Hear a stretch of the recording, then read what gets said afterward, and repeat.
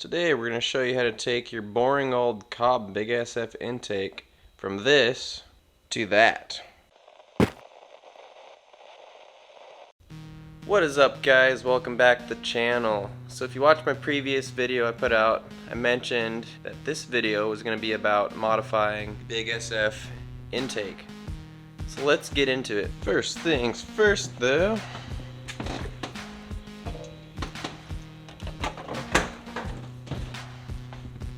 a bit of Rainier seltzer.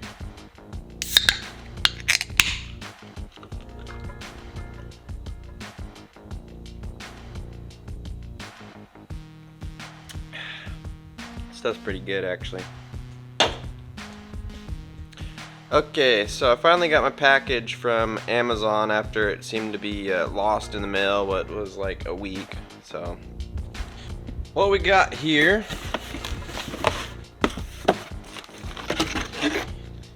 is this Johnny, which will be for later on here.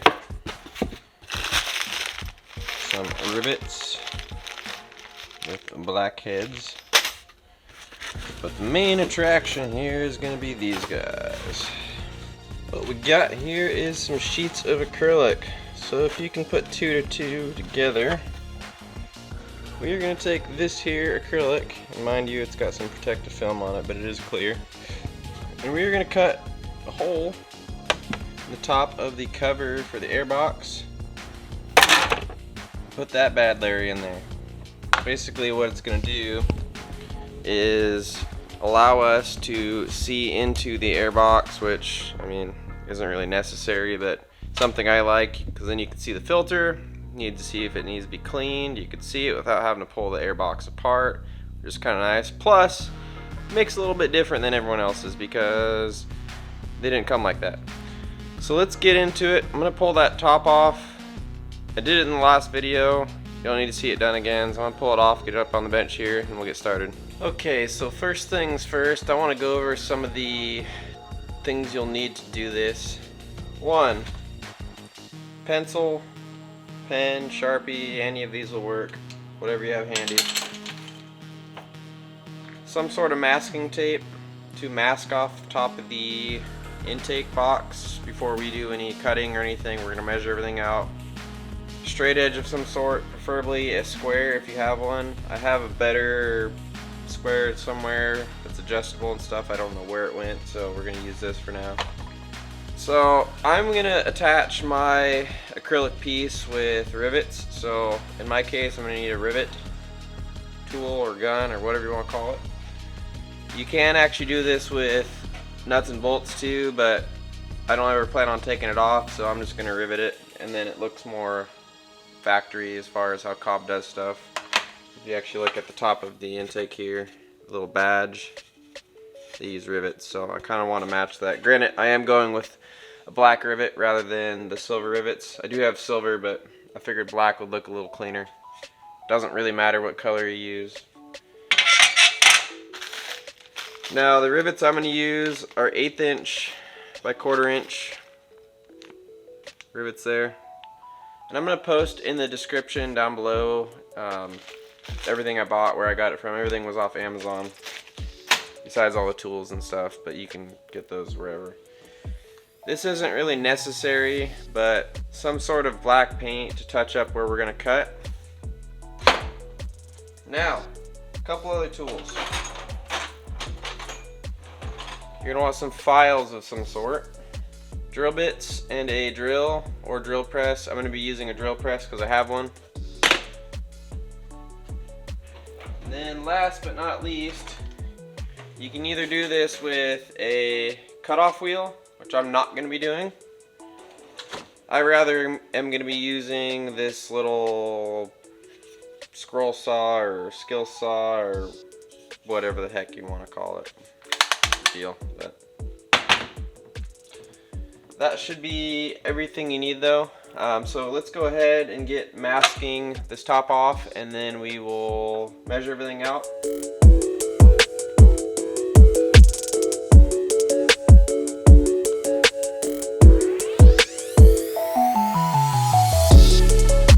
Okay, so the tape that I use isn't the most ideal. If you have tape that doesn't have all this writing and stuff on it, it's going to be better.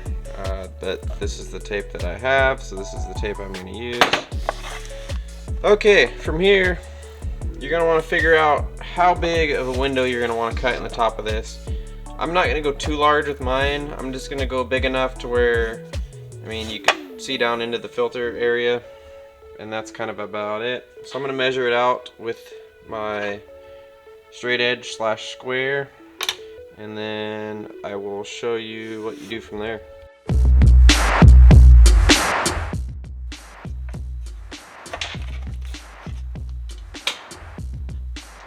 So I just kind of marked out where the Cobb badge is, just so I know I don't want to cut in that area.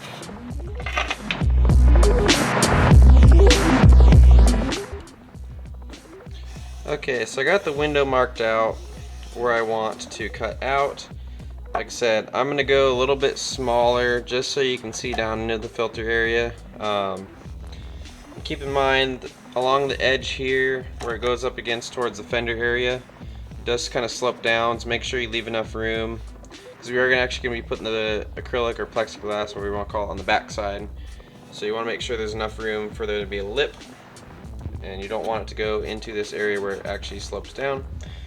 Once again, up here, there is that Cobb badge. It says Cobb SF intake. We don't want to go in that area. And then I don't want to go too far this way, because where the actual intake snorkel comes into this, I don't really want to see that through here. I mainly want to see just the filter area. So this will give us a decent little window. Nothing too big, nothing too small.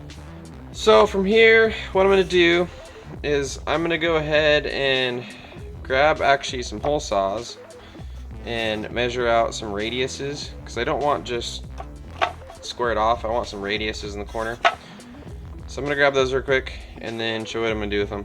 Okay, I'm just going to grab a fairly small hole saw here. So basically what I'm going to do is I'm going to mark out 1/2 3/4 of an inch in, so I can find my center of where this has to go. And that'll line us up perfectly, so we have a nice radius edge there, which we can clean up with files later on. But I'm gonna go ahead and mark this out, and then we will drill out these corners and get to cutting. So I actually opted for a 1-inch hole saw. So all I did was measured off my line where I'm going to be cutting the window out, measured in 1/2 inch from each side, which will land me perfectly to where the edge of this will be right on the edge of that. If it's off a little bit, we can adjust it with the file a little bit, but that'll get us a good starting point. So I'm going to go ahead and go over to the drill press now, get this in there, and we'll start out with getting these. Another thing I want to mention really quick, before you drill anything, I highly recommend using a punch of some kind where you're going to be drilling, just to locate that drill bit. Eliminates, well, I wouldn't say eliminates, but helps the drill bit from walking around, so you get a God, I can't ever talk. You get a much better hole. It locates that drill bit a lot better, so it gives you a better fighting chance to get the hole where you wanted it to go.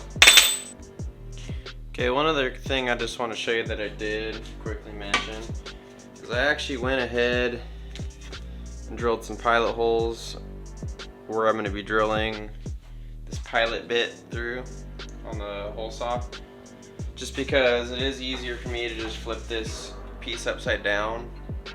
Since there is raised edges on there, you'll have to either have a block of wood to put under here to keep it level, and or just do what I did, drill some pilot holes where your holes are going to go, and then just flip the whole piece upside down. So go ahead and put your safety squints on, because you don't want to lose your balls, and probably some hearing protection. I'm sure it's going to be loud. So let's get to it.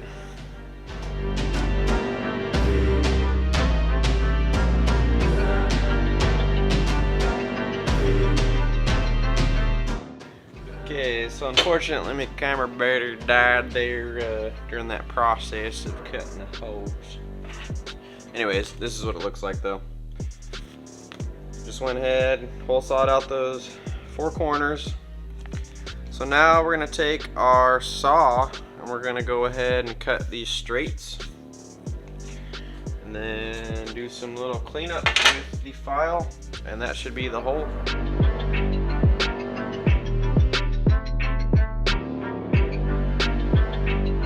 Okay, and just like that, we now have a hole. Top of our intake box. Magic. So it's not perfect. Once again, we're gonna have to do some fine detail work with the file. So I'm gonna go ahead and do that now, get this all cleaned up, and then figure out where we're gonna put all of our rivets. Probably do a couple here, couple here, couple here, couple here, maybe one in each corner. We'll see. It doesn't have to be too fancy. I mean, it's not a structural piece, and it's, I mean, sealed up enough. So I'm gonna go ahead and get this cleaned up, and then we'll start doing rivets.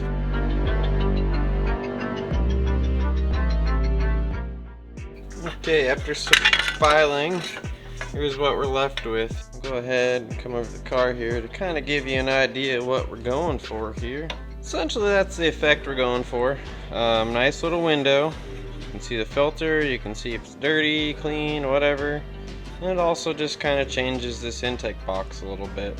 This is one thing I wish Cobb would have done to begin with. A lot of the other aftermarket air filter systems that I've had in the past on different vehicles, the air boxes themselves have windows on them, and I think it's a great feature just for maintenance purposes alone. So you don't have to tear the whole thing apart just to check the filter, which I think is how it should be like this. Anywho, I digress. So from now on here, what we're gonna do is we're gonna mark out our holes where we want our rivets and or whatever other fasteners you decide to use, whether it's nuts and bolts. And then we're gonna go ahead and get those drilled, get our acrylic piece cut down to where it's gonna fit behind here, and then we're gonna affix it with some rivets. So I'm gonna do a time lapse here of all this, and then I'll kind of go over what I did at the end here. Oh, another thing I want to mention. So I decided I'm not going to be painting the area that I cut. I actually kind of like the look of it unpainted. It almost has like a machined look to it. So I'm just going to leave it like that. I think it looks good just how it is, so we're going to leave it like that. Another thing, this guy that I showed you at the beginning of the video. So this isn't something integral to doing this job, but it comes in very handy. So what this is basically is a templating tool so that you can space out your holes, whatever you're drilling, or dowels or screws or whatever it is. You can space them out perfectly. So as you pull it apart, each of these tips stays evenly spaced apart, which is quite handy, because what you can do is, say you want a hole here, figure out where your holes are going to be in the corners, and then say like we just want a couple holes in the center here, and then one on each corner. You would line up each of these corners with 2 of these, or however many you want. So you wanted 3 in the middle, but in this case we're just going to do 2. When you spread that apart, it evenly spaces each of these out, so it gives you a really easy professional look. Keeps everything spaced just perfect. So, ouch. Don't pinch your finger in them, it hurts. This will be also in the description. Once again, it's not required to do this job, but it does come in handy for stuff like this, and then if you do any woodworking projects, you really need one of these. They're awesome.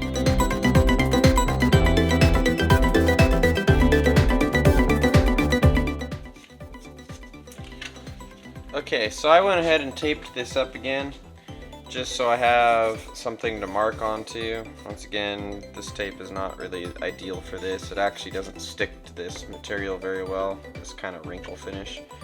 So I'm going to go ahead and mark out where my holes are going to go. get those drilled, and we'll go from there.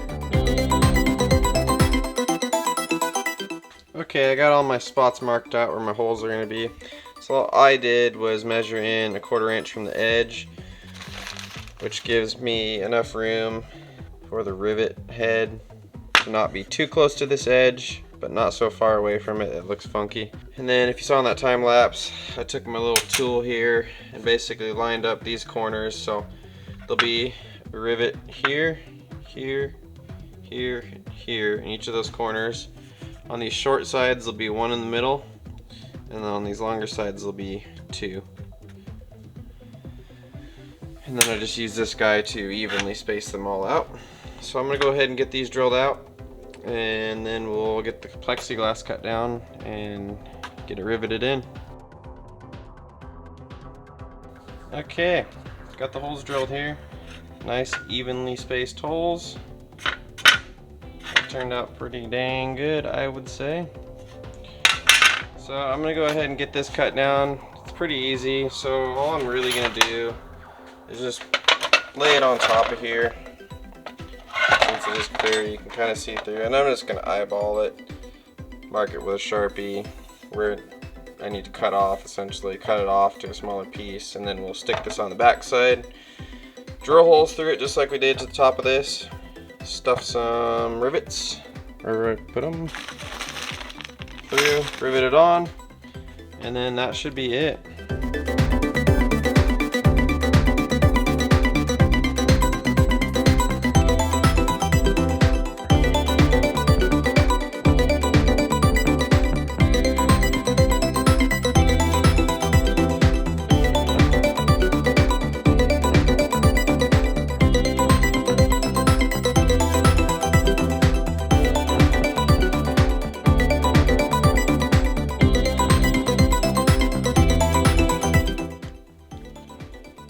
Okay, well there is our finished product here.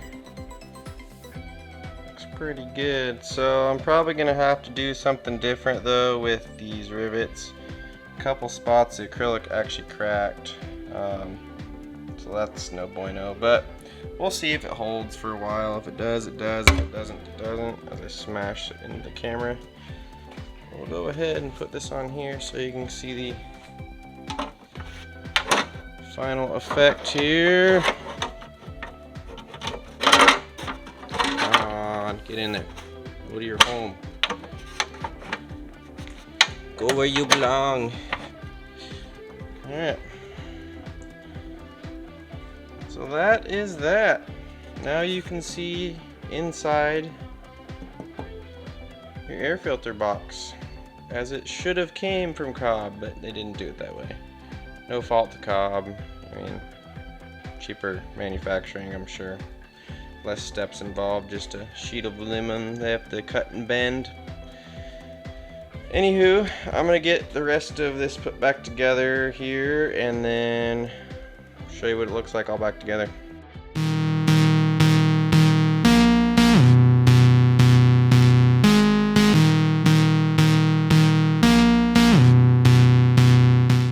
Okay guys, intake is all put back together here, at least the intake box. So I think it turned out fantastic. Definitely changes the look of it, makes it a little more refined, I think, looking. I mean, this looks probably not for everyone, but whatever, I'll leave that up to you to decide.